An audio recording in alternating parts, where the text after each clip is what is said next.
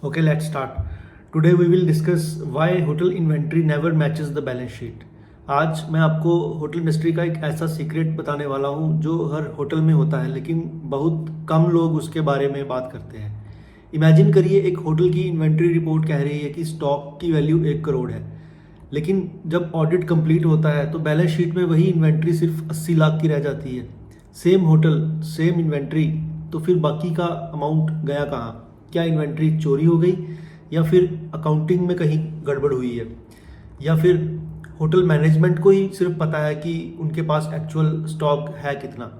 आज हम इसी मिस्ट्री को सॉल्व करेंगे। और बिलीव कीजिए, ये प्रॉब्लम सिर्फ एक होटल की नहीं है, ये होटल हॉस्पिटैलिटी इंडस्ट्री की सबसे कॉमन और डेंजरस प्रॉब्लम्स में से एक है। सबसे पहले समझते हैं होटल इन्वेंट्री होती क्या है।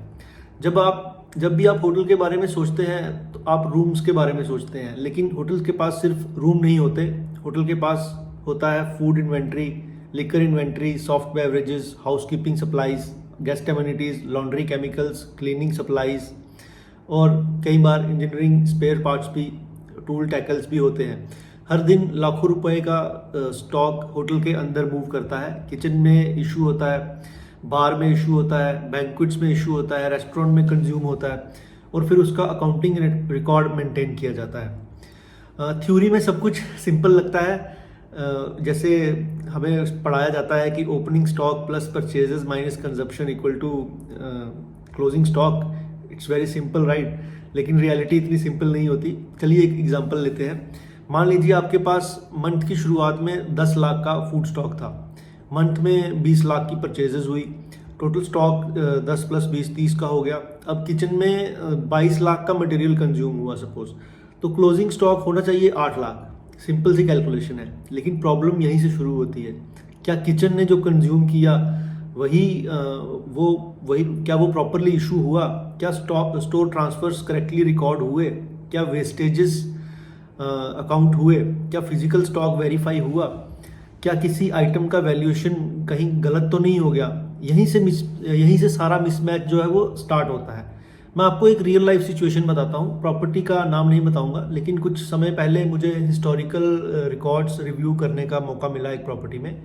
सिस्टम इन्वेंट्री कुछ और बता रही थी, ऑडिट रिपोर्ट्स कुछ और, बैलेंस शीट कुछ और स्टॉक रिपोर्ट्स कुछ और बता रही थी।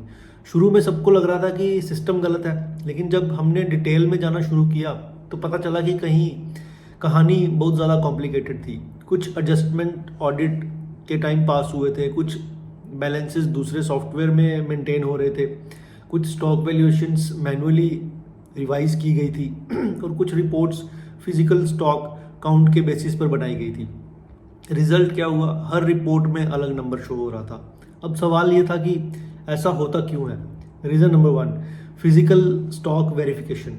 सिस्टम के हिसाब से आपके पास 500 किलो राइस हो सकता है, लेकिन स्टोर में हो सकता है एक्चुअल स्टॉक 450 kg का ही पड़ा हो। अगर मंथली स्टॉक वेरिफिकेशन नहीं होती तो डिफरेंस बढ़ता रहता है। Reason number 2 is wastage. Kitchen में वेजिटेबल्स ट्रिम होती हैं, फ्रूट्स कट होते हैं, फूड स्पॉइल होता है, बुफे लेफ्ट ओवर्स होते हैं, लेकिन अगर वेस्टेजेस प्रॉपरली रिकॉर्ड नहीं हुई तब भी इन्वेंट्री आर्टिफिशियली जो है वो हाई दिखेगी। Reason number 3, unposted issues. कई होटल्स में परचेजेस एंट्री तो हो जाती है, लेकिन किचन इश्यूज के टाइम पर पोस्ट प्रॉपरली नहीं होता। रिजल्ट क्या होता है? स्टॉक सिस्टम में पड़ा रहता है, रियलिटी में कंज्यूम हो चुका होता है। Reason number 4 is audit adjustments. ये सबसे इंटरेस्टिंग पॉइंट है। कई बार ऑडिटर्स फाइनलाइजेशंस के टाइम पे इन्वेंट्री को रिवाइज करते हैं, फिजिकल वेरिफिकेशंस रिपोर्ट देखते हैं, वैल्यूएशंस चेंज करते हैं, स्लो मूविंग स्टॉक एडजस्ट करते हैं, और फाइनल बैलेंस शीट में जो फिगर आती है वो ऑपरेशनल सॉफ्टवेयर से काफ़ी डिफरेंट दिखती है हमें। अब एक और इम्पॉर्टेंट सवाल है, क्या इन्वेंट्री मिसमैच जो है वो सिर्फ अकाउंटिंग प्रॉब्लम है? बिल्कुल नहीं, ये प्रॉफिट प्रॉब्लम है, क्योंकि इन्वेंट्री डायरेक्टली अफेक्ट करती है हमारा profit, food cost, beverage cost, gross profit, net profit, और इन सब से ही मैनेजमेंट डिसीजंस जो हैं वो भी अफेक्ट होते हैं। अगर इन्वेंट्री 20 लाख ज़्यादा दिख रही है तो आपका प्रॉफिट भी आर्टिफिशियली 20 लाख रुपए ज़्यादा बढ़ जाएगा, और अगर इन्वेंट्री कम दिख रही है तो प्रॉफिट कम हो जाएगा। मतलब इन्वेंट्री गलत तो पूरा फाइनेंशियल पिक्चर गलत। इसलिए प्रोफेशनल होटल्स क्या करते हैं, मंथली स्टॉक वेरिफिकेशंस करते हैं, monthly consumption analysis, variance report, surprise audits, store controls, departmental wise accountabilities और सबसे इंपॉर्टेंट सिस्टम रिपोर्ट्स को ब्लाइंडली ट्रस्ट नहीं करते, वेरिफिकेशंस करते हैं इन सब चीज़ों की।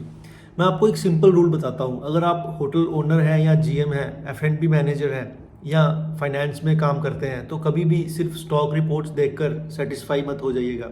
हमेशा पूछिए ये नंबर आया कहाँ से, ये क्या फिजिकल स्टॉक मैच कर रहा है, क्या अकाउंटिंग रिकॉर्ड्स मैच करते हैं, क्या ऑडिट रिकॉर्ड्स मैच कर रहे हैं, या ये तीनों सवाल आपको आपके लाखों रुपए बचा सकते हैं। तो आज की स्टोरी का लेसन ये है कि इन्वेंट्री सिर्फ स्टोर में रखा हुआ माल नहीं होता, इन्वेंट्री एक्चुअली होटल का प्रॉफिट होता है। और जब इन्वेंट्री गलत होती है तो प्रॉफिट भी गलत होता है, और जब प्रॉफिट गलत होता है तो मैनेजमेंट के सारे डिसीजंस भी गलत हो जाएंगे।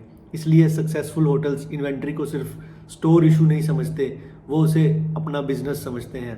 अगर आपको होटल बिजनेस के ऐसे हिडन सिस्टम्स के बारे में और जानना पसंद है तो प्लीज़ चैनल को सब्सक्राइब कीजिए। मैं डेली या वीकली कुछ ना कुछ इस इंडस्ट्री के ऐसे रियल वर्ल्ड फाइनेंस और बिजनेस सीक्रेट्स सिंपल लैंग्वेज में एक्सप्लेन करता हूँ। Till then, bye bye, take care.